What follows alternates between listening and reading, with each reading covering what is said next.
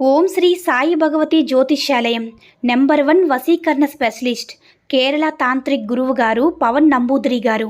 కేరళ నుంచే నేరుగా పరిష్కారం లభించును. స్త్రీ పురుష వశీకరణం, ప్రేమించి మోసపోవడం, భార్యాభర్తల సమస్యలు, ఎటువంటి సమస్యలైనా సరే 24 గంటల్లో పరిష్కారం లభించును. గురువుగారి ఫోన్ నంబర్ 9043637512. ఓం సాయిరామ్. సమర్థ సద్గురు సాయినాథ్ మహారాజ్కి జై. సాయిబాబా భక్తులందరూ కూడా నమస్కారం అండి. సాయినాథుని ఆశీస్సులతో అందరూ కూడా సుఖంగా, సంతోషంగా, అష్టైశ్వర్య, ఆరోగ్య, అభివృద్ధితో ఉండాలని మనస్ఫూర్తిగా కోరుకుంటూ ఈరోజు ఈ వీడియోని మొదలు పెడుతున్నాను. ఈరోజు వీడియో ఏంటంటే, ఇక ఎదురు చూసింది చాలు బిడ్డ. నువ్వు ఇక ఎవ్వరిని కూడా వెతుక్కుంటూ వెళ్లాల్సిన అవసరం లేదు. నువ్వు ఆశపడింది, నువ్వు కళ్ళ కన్నది, నువ్వు ఏదైతే ఇష్టపడుతున్నావో అది నిన్ను వెతుక్కుంటూ వచ్చేలా నేను చేస్తాను. నాపై నమ్మకం ఉంటే ఇప్పుడే వినని మన బాబాగారైతే ఈరోజు మనకి చాలా చాలా అద్భుతమైనటువంటి సందేశాన్ని అయితే మన ముందుకు తీసుకొచ్చారండి. మరి మన బాబాగారు ఏమంటున్నారంటే ఆయన మాటల ద్వారా విందాము. మన బాబాగారి మాటలు వినే ముందుగా ఈ వీడియో నచ్చినట్లయితే లైక్ చేసి ఓం సాయిరామ్ అని కామెంట్ చేయండి. ఇక బాబాగారి సందేశం ఏంటంటే, బిడ్డ, ఇక నువ్వు ఎవ్వరి నుంచి కూడా వెతుక్కుంటూ వెళ్ళాల్సిన అవసరమే లేదని నేను చెప్తున్నాను. ఇందులో ఒక అర్థం అనేది ఉంది. ఒక చిన్న ఉదాహరణ. ఎప్పుడు కూడా ఒక విషయం మనకి కంప్లీట్ అవ్వాలంటే, నువ్వు లోన్ పెట్టుకున్నా, బాకీలు రావాలన్నా, ఏదైనా డబ్బుల కోసం ఎవరినైనా అడిగినా ఇస్తాను, రేపు రండి, ఎల్లుండి రండి అని చెప్తూ ఉంటారు కదా. అలాంటి విషయాల్లో ఇప్పటి వరకు నువ్వు చాలా వరకు కూడా ఇబ్బంది పడి ఉన్నావు. వాళ్ళు ఒక 10 సార్లు వాళ్ళ దగ్గరికి వెళ్ళి అడిగి వెతుక్కుంటూ వెళ్ళాల్సిన పరిస్థితి అనేది నీకు వచ్చింది. ఒకరోజు ఒక అమ్మాయి తన ఆఫీస్ వర్క్ చేసిన వారికి తన ఫ్రెండే కదని చెప్పి తనకు అవసరమని మనీ అడిగితే, వాళ్ళ అమ్మగారికి హెల్త్ బాగాలేదు, తనకు సీరియస్గా ఉందని మనీ అనేది అడిగితే, 1,00,000 రూపాయలు కావాలి, కొంచెం అరేంజ్ చేయగలవన్నప్పుడు అమ్మాయి కూడా కష్టమే. వాళ్ళ ఇంట్లో అంటే ఫ్రెండ్ కదా, వాళ్ళ అమ్మకి ఒంట్లో బాగాలేదని చెప్తుంది అని ఇంట్లో వాళ్ళ అమ్మగారిని అడిగి, అమ్మ మా ఫ్రెండ్ గారు వారి అమ్మగారికి హెల్త్ బాగాలేదు, 1,00,000 రూపాయలు కావాలని అడుగుతుంది, ఏం చేయాలో నాకు తెలియట్లేదు, ఏం చేద్దామనంటే వాళ్ళ అమ్మని అడిగితే లేదని చెప్పడానికి మనసు రావడం లేదని అమ్మాయి అందనమాట వాళ్ళ అమ్మగారికి. అయితే వాళ్ళ అమ్మగారు చెప్పారు, నేను నీ పెళ్లి కోసం ఈ 1,00,000 రూపాయలు దాచి ఉన్నాను, నీ అకౌంట్లో ఉన్నాయి, అవి తీసుకుని వెళ్ళు, తర్వాత వాళ్ళ దగ్గర నుంచి మనం తీసుకోవచ్చు అని వాళ్ళ అమ్మగారు కూడా సహాయం చేయడానికి సిద్ధపడతారు. ఇక అమ్మాయికి తన ఫ్రెండ్కి ఫోన్ చేసి, ఇలా మా అమ్మగారు ఒప్పుకున్నారు, నాకు నీకు అరేంజ్ చేశానని చెప్పి అకౌంట్లో అమౌంట్ అనేది ట్రాన్స్ఫర్ చేసిందనమాట. నిజంగా చాలా హ్యాపీగా వాళ్ళు ఫీల్ అయ్యారు. అంటే ఇది ఎంతవరకు నిజం అనేది వీళ్ళు గమనించలేదు. అంటే వాళ్ళ అమ్మగారికి బాగోలేదనేసరికి ఫ్రెండే కదా, అబద్ధం చెప్పిందిలే అని అబద్ధం చెప్పదులే అని నమ్మకంతో తన పెళ్లి కోసం దాచుకున్నటువంటిది. వీళ్ళు కష్టపడి మిడిల్ క్లాస్ ఫ్యామిలీ అనమాట. కాదనక వాళ్ళు మనీ అనేది ఆలోచించకుండా తన అకౌంట్లో వేయడం అని జరిగింది. ఇంకా తర్వాత అది అదొక నిజమా అబద్ధం అన్న విషయాన్ని కూడా మనం పక్కన పెడితే, ఈ మనీ అనేది మళ్ళీ వాళ్ళ దగ్గర నుంచి వస్తుందా లేదా అని వస్తుందనే నమ్మకంతో వీళ్ళు ఇచ్చారు. కానీ ఆ అమ్మాయి కొన్ని రోజుల తర్వాత వాళ్ళ ఫ్రెండ్ ఇంకొక ఫ్రెండ్తో మాట్లాడుతుంది. తను చూడు, మా అమ్మగారికి బాగాలేదనేసరికి అమౌంట్ ఇచ్చింది, అసలు ఆలోచించకుండా అదేదో అని చెప్పని మాట్లాడుకుంటున్నారన్నమాట.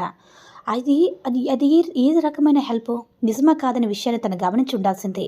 వెళ్ళి వాళ్ళ అమ్మగారికి ఇలా అంది, నేను కనుక్కోలేదమ్మా, ఫ్రెండ్ చెప్పిన మాటలు విని అకౌంట్లో వేసింది, సరే నిజంగా వాళ్ళ అమ్మగారి కోసం అంత అవసరమైన మనీ లేదని, అమ్మగారి హెల్త్ బాగాలేదనేసి 1,00,000 రూపాయలు వెళ్ళి అవసరం అనేది కొంచెం అబద్ధం చెప్పింది, అయినా సరే అమౌంట్ అనేది తిరిగి ఇచ్చేద్దామా అడుగుదామా వద్దని చెప్తే వీళ్ళు వెయిట్ చేస్తూ ఉంటారనమాట. 1 సంవత్సరం అయిపోయింది, 2 సంవత్సరాలు అయిపోయింది. వెళ్ళి అడగడానికి కొంచెం భయపడి మళ్ళీ అడిగితే, సరే వీళ్ళకి అమ్మాయికి కూడా పెళ్ళి అనేది కుదిరింది కదా, మరి అవసరానికి కావాలి కదా, మీ ఫ్రెండ్ని వెళ్ళి అడగమ్మా అని వీళ్ళ అమ్మగారు అన్నారనమాట. అయితే ఈ అమ్మాయి వాళ్ళ ఫ్రెండ్ని అడుగుతుంది, ఇలా మనీ కావాలి, నాకు అవసరం, నాకు పెళ్లి సంబంధం చూశారు, ఖర్చులున్నాయి కదా, నీకు ఇచ్చినటువంటి 1,00,000 రూపాయలు నాకు కొంచెం ఇచ్చేసే అని చెప్పి ఫోన్ చేసినప్పుడల్లా కూడా ఇదిగో ఇస్తాను, ఈరోజు ఇస్తాను, రేపు ఇస్తానని చెప్తుందనమాట. ఏదో ఒక కారణం చెప్తుంది. మా అమ్మగారికి అసలు ఒంట్లో బాగాలేదు, మా నాన్నగారు బాగాలేదు, ఏదో ఒక రకంగా ఆ మాటలు అబద్ధాలే చెప్తుంది. కానీ నిజంగా డబ్బులు ఇవ్వడానికి మాత్రం అస్సలు ప్రయత్నించడం లేదు. అయితే ఈ అమ్మాయి అడిగి విసిగిపోయిందనమాట. అలా విసిగిపోయి అయ్యో ఎందుకు ఇచ్చామో, నిజంగా తిరిగిస్తుందని అనుకున్నాం కదా, ఈ అమ్మాయి ఇలా చేస్తుంది అనుకోలేదని బాధపడుతూ ఉన్న సమయంలో బాబాగారి దగ్గర నుంచి ఒక సందేశం అనేది వాళ్ళ అమ్మగారి కల్లో కనిపించిందనమాట. ఇక నుంచి నువ్వు ఎవరిని వెతుక్కుంటూ వెళ్ళాల్సిన అవసరం లేదు బిడ్డ, నిజంగా నువ్వు దేనికోసమైతే ఎదురు చూస్తున్నావో అది నిజంగా జరుగుతుందని వాళ్ళ అమ్మగారికి అంటే వాళ్ళకి వచ్చిందనమాట. అయితే వాళ్ళ అమ్మగారు వాళ్ళ అమ్మాయితో చెప్పారు, అమ్మ ఇంక నువ్వు వెళ్ళొద్దు, తను అడగొద్దు, వదిలేసే, మనం మంచి కోసమే సాయం చేసాం, తనకి నమ్మకం ఉంటే తన అవసరానికి ఇచ్చామంతే, అయితే మనసు మార్చి తనంతట తను తీసుకొస్తే మనం తీసుకుందాం, కానీ మనం వెళ్ళాల్సిన అవసరం లేదు, వదిలేసి అన్నారు. అన్నప్పుడు ఆ అమ్మాయి కూడా ఇంకా అడగడం మానేసింది. ఇంకా సైలెంట్గా ఎప్పుడయ్యారో ఆ 1-2 నెలలు అయింది, వీళ్ళేంటి ఫోన్ చేయట్లు మానేశారు అన్నప్పుడు తన మనస్సాక్షి గుచ్చుకుంది. ఇలా అవసరానికి ఇచ్చారు, పెళ్ళికి కూడా అవసరం అన్నారు, ఆ టైంలో నేను ఇవ్వలేకపోయాను, ఎందుకు ఇలా తప్పు చేశారని చెప్పి తన మనస్సాక్షి గుచ్చుకోవడం వల్ల తన మనసు ఎప్పుడైతే ఇలా బాధపడుతూ ఉందో, తను ₹1,00,000 ఇచ్చింది, ఆ డబ్బులు ఇంకా పైగా వడ్డీతో కలిపి మొత్తం మరి కొంచెం 1,20,000 30,000 తీసుకొచ్చి తనంతట తానే ఫోన్ చేయలేదన్నమాట, ఏమీ చేయలేదు, డైరెక్ట్గా ఇంటికి వచ్చి ఇదిగోరా నీ డబ్బులు, నేను చాలా తప్పు చేశాను, చాలా లేట్ చేశాను, నువ్వు అడిగినప్పుడు ఇవ్వకపోయాను, తప్పు నాదని వెతుక్కుంటూ వచ్చిచ్చింది. నిజంగా మనం ఒకరికి సహాయం చేసాం మనస్ఫూర్తి కంటే అది ఎంతవరకు వాళ్ళు అంటే అది డిలీట్ చేయగలరు, వాళ్ళకైనా సరే మనస్సాక్షి ఉంటే వాళ్ళే తీసుకొచ్చేస్తారు అని మన బాబాగారు అక్షరాల నిజం చెప్పారండి. కానీ ఎవ్వరికి కూడా ఈ రోజుల్లో ఈ కలియుగంలో అప్పు అనేది ఇచ్చి శత్రువులు కాకండి అని మన బాబాగారు చెప్తున్నారు. ఎందుకంటే చాలామంది కూడా అవసరాలకనో బాగాలేదనో లేకపోతే ఏదో ఒకటి చెప్పి డబ్బులు తీసుకుంటున్నారు, కానీ అది ఇవ్వడానికి వారికి మనసు ఒప్పుకోవడం లేదు. కాబట్టి ఎవరిని నమ్మి మీకు వీలుంటే మీ దగ్గర ఒక ₹100 ఉంటే ₹1 సహాయం చేయండి, అంతేగాని ₹100 ఉంటే ఆ ₹100 మీ దగ్గర ₹100, ఇంకా పక్కింటి వాళ్ళ దగ్గర ఇంకొక ₹100, ఇంకా వాళ్ళని మీ ఫ్రెండ్స్ని అడిగి ఇంకొక ₹100, అందరి డబ్బులు తీసుకొని వెళ్ళి మీరు మధ్యలో ఉండి వాళ్ళకి అప్పు ఇవ్వడం అలా చేయడం అస్సలు చేయకండి. చేస్తే మీరే చిక్కుల్లో ప్రమాదాల్లో ఇరుక్కుపోవలసి వస్తుంది. కాబట్టి కాస్త ఆలోచించండి. మీ మంచి మనసే కాదన్ను, కానీ మరీ మీ కుటుంబాన్ని నడి రోడ్డు మీద నిలబెట్టేటటువంటి మంచి మనసు అస్సలు మీకొద్దు. సహాయం చేయమంటున్నాను బిడ్డ, కానీ నీ దగ్గర ఒక ₹100 ఉంటే ఒక ₹10 సహాయం చెయ్యు, అంతేగాని నువ్వు ఎప్పుడు కూడా ₹100 నీకు సహాయం చేసేసి నువ్వు పక్కింటి వాళ్ళ దగ్గర తీసుకొని నీ స్నేహితుల దగ్గర తీసుకుని వాళ్ళకి సహాయం చేసేస్తే వాళ్ళు నీ సహాయాన్ని నీ మంచితనాన్ని చేతకానితనంగా చేసి నిన్నే దోషిలా నిలబెట్టే రోజులు కూడా నీకు వస్తాయి. వాళ్ళు డబ్బులు ఇమ్మనేసరికి వీడే మంచోడు కాదు, నిన్ను అందరి దగ్గర అడిగి నీకు ఇమ్మన్నానా ఏంటి, ఆ టైంలో లేవని చెప్పొచ్చుగా అని నీ పైన నింద మోపేస్తారు.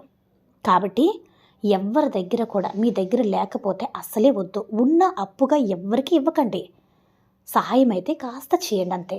నా దగ్గర ఇంతే ఉన్నాయిరా, నేను కూడా కష్టాల్లో ఉన్నాను, నాకు కూడా సమస్యలున్నాయి, నేను ఇది ఉంచు, ఈ కొంచెం నా సహాయంగా ఉంచు, ఏమీ అనుకోవద్దని పంపించేయండి. ఈరోజు వాడు తప్పుగా అనుకున్నా, మీ గురించి బ్యాడ్గా అనుకున్నా, రేపు వాడు ఖచ్చితంగా మీరు చేస్తున్న పని మీకు మంచిదనిపిస్తుంది, వాడు కూడా రేపొద్దున రియలైజ్ అవుతారు, అవునులే ఆ సమయంలో ఎవరైనా అలాగే రియాక్ట్ అవుతారని మిమ్మల్ని అర్థం చేసుకుంటాడు.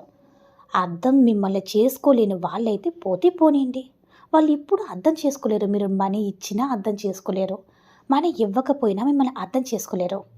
కాబట్టి ఎప్పుడు కూడా ఎప్పుడు కూడా ఇలానే ఉండాలని మన బాబాగారు అయితే ఈరోజు మనకి చాలా చాలా అద్భుతమైనటువంటి సందేశాన్ని అయితే అందించారండి. సాయి మహిమల ద్వారా వచ్చిన ఈ సందేశం మీ అందరికీ కూడా నచ్చిందని అనుకుంటున్నాను.